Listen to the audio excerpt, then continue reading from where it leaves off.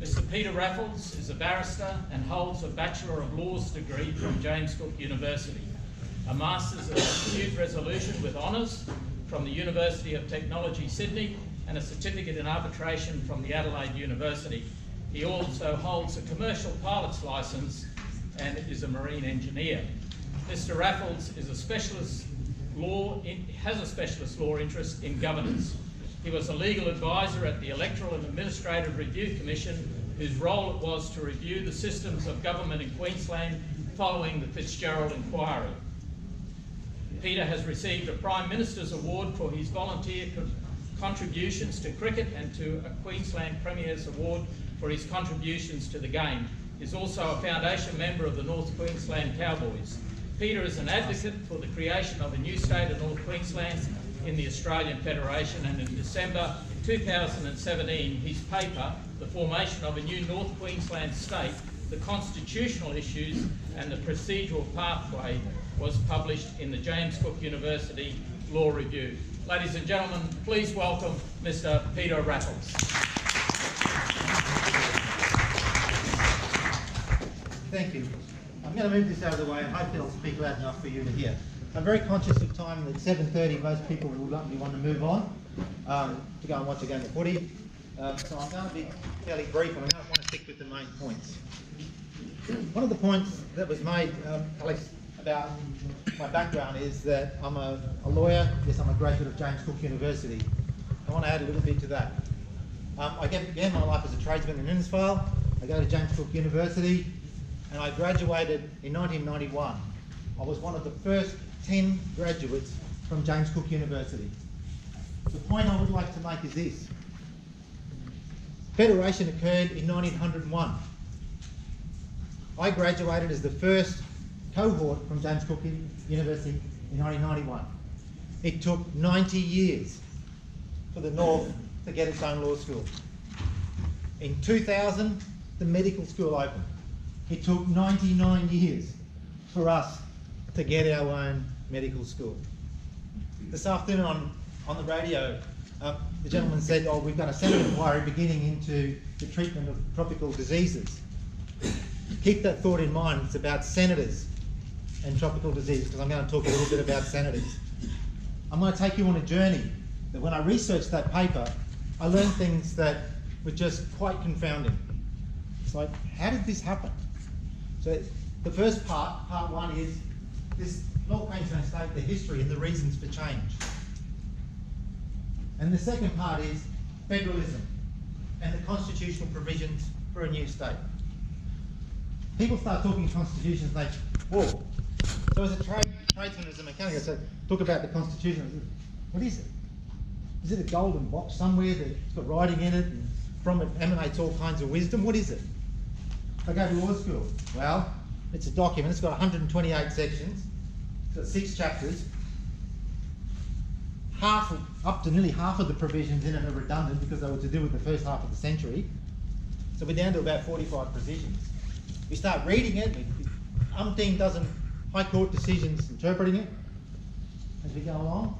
And so people talk constitutional law, they start to get a bit scared. I have a very pragmatic definition of the Constitution. And that is, it's the river we swim in. Every day. Every day. We're talking about senators. The Constitution provides some rules around it. We talk about taxation.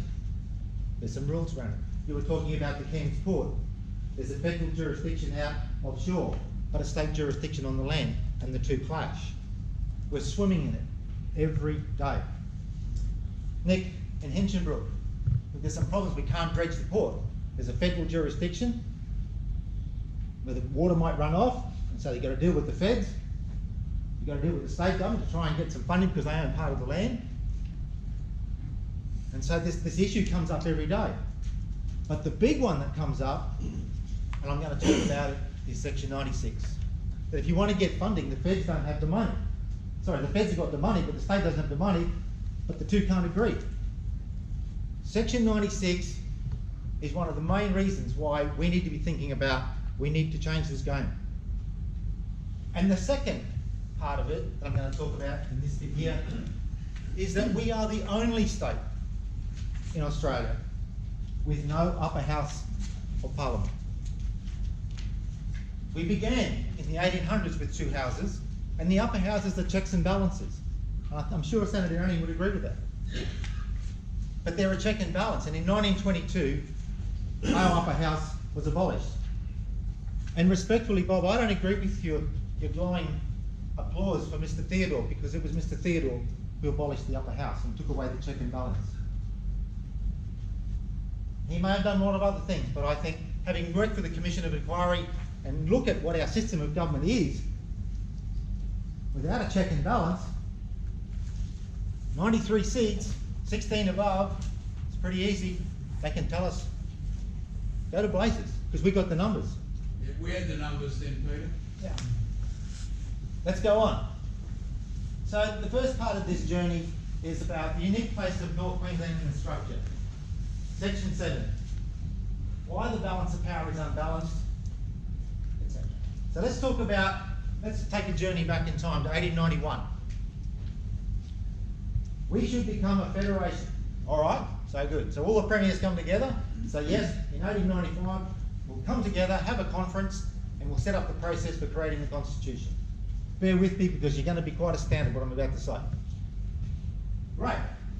In 1895, the Constitution was held, and all of the colonies agreed to go back and to set up a system for electing delegates to go to the 1897 convention where the Constitution would be drafted. New South Wales, it all went back, came back to Queensland, and it blew apart. North Queensland and Central Queensland could not agree to the process of election, and they wanted to become separate colonies or separate states. What happened? In 1897, nobody from Queensland attended. In 1898, the second convention and the final draft was put together. The first vote was conducted on the Constitution. Every colony voted except one, Queensland, because we hadn't had delegates. It's quite astounding. And the 1898 convention failed and said, no, we don't want to come together on those terms. So in 1899, there was a conference called the Secret Premiers Conference. And it was called the Secret Premiers Conference because no minutes were kept. But out of that came an amendment to Section 7, and importantly, Section 96. So let's have a look at Section 7. This is paragraph 2 of Section 7.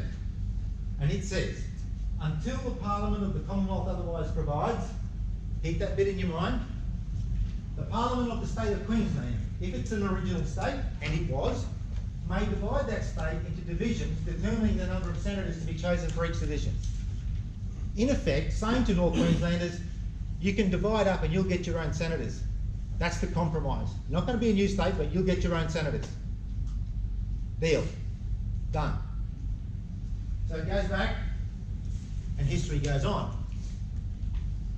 Until the Commonwealth otherwise provides, the Queensland Parliament may divide it up, and so the North would have got its own senators. Never done. 1901, right through to 1983. In 1983, the Hawke government passed this. The Parliament of the State of Queensland may not make laws pursuant to Section 7, dividing the state into divisions and determining the number of senators. All of that history, all the way back, 1891, right through, and we get to it, we get our own senators, and all of a sudden it's blocked. The legacy that we have. And I've created this map thinking that you're behind the line, Senator Rennie. So what we have above that line is 40% of the Australian landmass, 60% of the rainfall. These figures come out of the CSIRO report, by the way, of 2015. 5% of Australian major dams are above that line. There are 76 senators in the Australian Senate. And my numbers said that there's 5 above that line. Remember, we were promised in 1899 our own senators. But we don't have senators, we don't have the check and balance. And that's where the problems begin. So let's just talk quickly about the Constitution, because that was my brief. the Commonwealth has been given a bunch of powers. Taxation, banking, insurance, weights and measures, whatever they don't have comes back to the states. Roads, health, etc. Right? But there's a problem that's emerged since Federation, and it's called fiscal imbalance. At the time of Federation, each state raised about as much revenue as they spent, and so did the Commonwealth. But over the 100 years, the Commonwealth has taken more taxation power, and the states have given it to the Commonwealth. So today, the states raise about 50% of the revenue that they spend. The extra revenue comes back from the Commonwealth in two ways: GST and Section 96 grants. That's what the states spend, health, that's what they recover. This is the vertical fiscal imbalance. Section 96 grants and the GST is what I want to talk about. Section 96, here it is. It's not complicated, it just says the Parliament, the Commonwealth Parliament, may grant financial assistance to any state on such terms and conditions as the Parliament thinks fit. So it doesn't have jurisdiction, but it can make a grant to the states and say, here's some money. You have to spend it on that though. Don't spend it anywhere else, you have to spend it on that. And the state has to agree. Now for all of you interested in the NAIF, the North Australian Investment Fund, Commonwealth doesn't have jurisdiction with respect to roads and railway. It puts money over in the NAIF, but it can't spend it unless Anastasia Palaszczuk agrees. Now we see the politics beginning to play out. That's the issue. Tony Abbott's Green Paper said, over the last century, the role of the Commonwealth has gradually expanded into more areas of government activity that many regard as the traditional sphere of the states, particularly through the use of Section 96 grants. This version of federalism undermines the ability of the electorate to hold members of Parliament accountable. That's it. That's it. We can't hold people accountable because we don't have senators.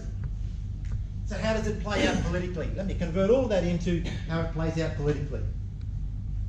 It plays out politically in marginal seats. The best example I can give you is there's a $80 million or whatever contributed by the Commonwealth to the Townsville football stadium. It doesn't have jurisdiction with respect to football stadiums. So what it does, it goes and bribes the state government and says, here's the money for your stadium so you get it going. But when did it happen? It was committed on the 13th of June 2016. The election was on the 2nd of July 2016. It's a political bribe. Plays out in marginal seats. Was Herbert a marginal seat? Yes, it was. And if we don't have senators to check it from the north, we just get picked off. So there's Section 7 and there's Section 96. There's two problems to start with. You want to work out where your problem is? It's a Commonwealth state jurisdictional issue, and we're looking a lot around the Section 96 issue. We can swap the numbers around to 69, and you might say, well, that's a better relationship. But 96, it just doesn't work. Senators today, Tasmania produces about 25 billion in gross domestic product. North Queensland, north of the Tropic of Capricorn, about 74. They have 352,000 voters. We have about 479. They have one senator for 29,000 people. We have one senator for 239,000 people. There's an accountability problem. The second leg of imbalance. The GST, horizontal fiscal imbalance. The Commonwealth recovers all the GST. And all of the GST goes back to the states, all of it. But it doesn't get back to the states in the same amount as what they recover.